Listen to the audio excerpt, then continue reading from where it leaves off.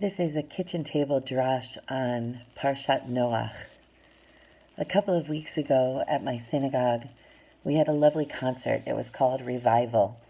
If you're interested in checking out the music, you can go to bandcamp.com and look up Revival the show, and you'll find it. The music was folky, it was spiritual, it was uplifting.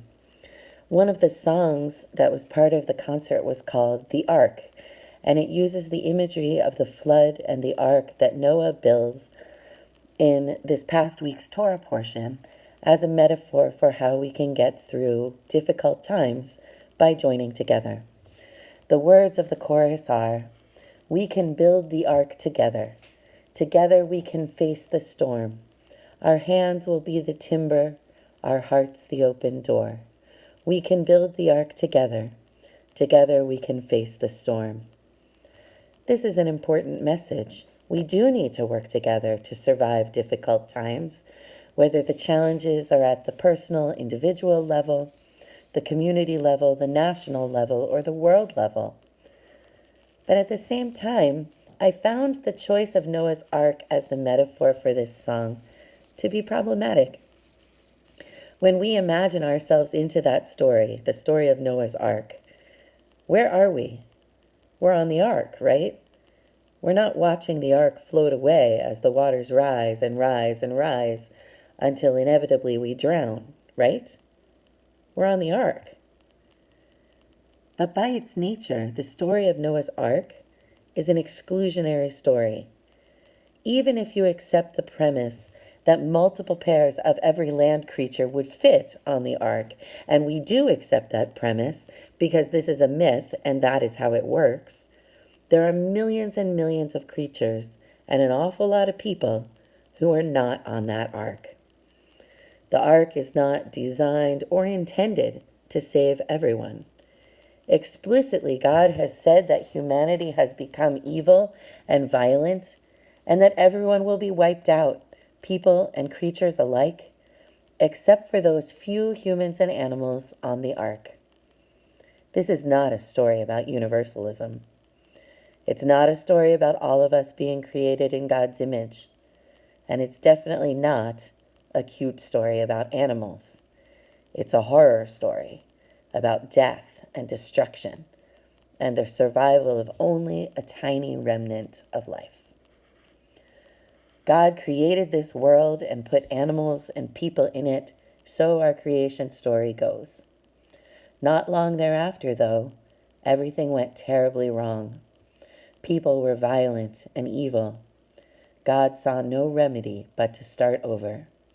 God chose Noah and his family to be the people who survived the flood.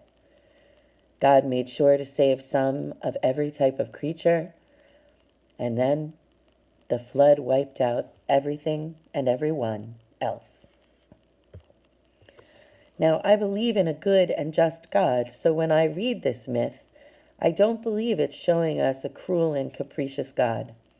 I believe the myth when it says that humanity had gone beyond the pale and was truly evil in a way that it has not been since.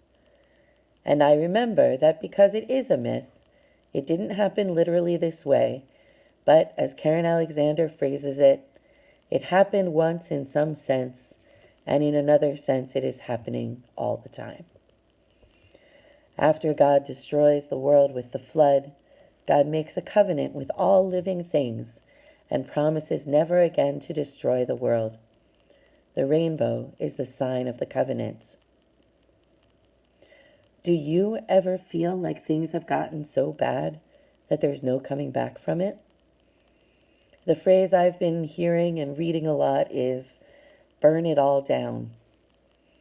I don't know exactly what the people who say that intend to do. I'm pretty certain that they aren't going to commit terrorism and literally try to burn it all down. But what it is it's an expression of despair. Those who say burn it all down don't see any way back from where we are. And indeed, the task is monumental. Just this week, a report came out that top scientists believe that we have only 12 years to stop catastrophic climate change. We have a government that's trying to change medical insurance so that, among other things, insurance companies are no longer required to insure people with pre-existing conditions. I know that is very worrying for me, and it probably is for a lot of you too, because it's an awful lot of people who would not be able to get affordable insurance or insurance at all. We have states that are removing hundreds of thousands of voters from the rolls. We have a government separating children from their parents, holding children in custody, stealing children whose parents have been deported by giving those children to American parents for adoption. And that's not even all. There's more. So maybe some people, seeing what's happening in our country and our world, wish they could build an ark for themselves and their loved ones and let everything else and everyone else get destroyed. But that's not going to happen. God promised never again to destroy the world. Noah is criticized in Jewish tradition because he obeyed God without question.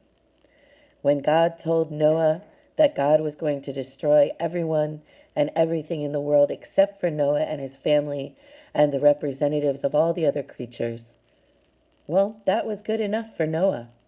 He built the ark, loaded up his family and the animals, and as far as we know, forgot about everyone else. As far as we know, he didn't try to warn his neighbors, and he didn't do anything to try to change his society. He didn't argue with God. He and his family were okay, and so, apparently, he didn't much care what happened to the rest of humanity. Huddling up with family and friends and ignoring the problems that seem insurmountable, disengaging from our world, isn't going to help. The damage being done to our society and our world is already affecting many, many people, in most cases those who are already the most vulnerable because of their race or because of poverty or because of the country where they happen to live. Those of us who haven't been much affected yet, at least not in physical, material ways, may delude ourselves that we'll be okay. Maybe our wealth, our privilege, our whiteness, if we are white, will be a kind of ark for us. But that protection, it's only temporary. In reality, there is no ark. Eventually, the damage we do to our society and our world will affect us all. We will not always be able to escape it. So, we need to engage, even if what each of us individually can do feels like a drop in the bucket. Enough drops of water can wear away a mountain or flood the world. Let's not be like Noah, concerned only for ourselves and our families. Let's look for ways to advocate for the policies and practices that will make things better for everyone. Let's not give in to despair. In Pirkei Avot in the Mishnah, we read that Rabbi Tarfon used to say that we're not required to complete the task, but neither are we allowed to disengage from it. Rabbi Tarfon also said, the day is short, the work is much, the workers are lazy, the reward is great, and the master is pressing. Pirkei Avot was written down more than 1,700 years ago, but Rabbi Tarfon's statements were true for him, and they are also true for us. We are obligated to act, to engage. We need to pace ourselves, for there is much to do. We need to gather strength where we can and take care of ourselves. Let us hug each other and hold each other, really or metaphorically. Let us cheer each other on and let us keep going. Let us have faith that we can make a difference. Rather than building an ark, let us build a world with a place for everyone. Let us reject the notion of saving a few and forgetting the rest, and embrace the standard that all of us are created in God's image, and therefore every one of us is equally worth saving. May we have hope. May we appreciate all that we have, and may God be with us. Amen.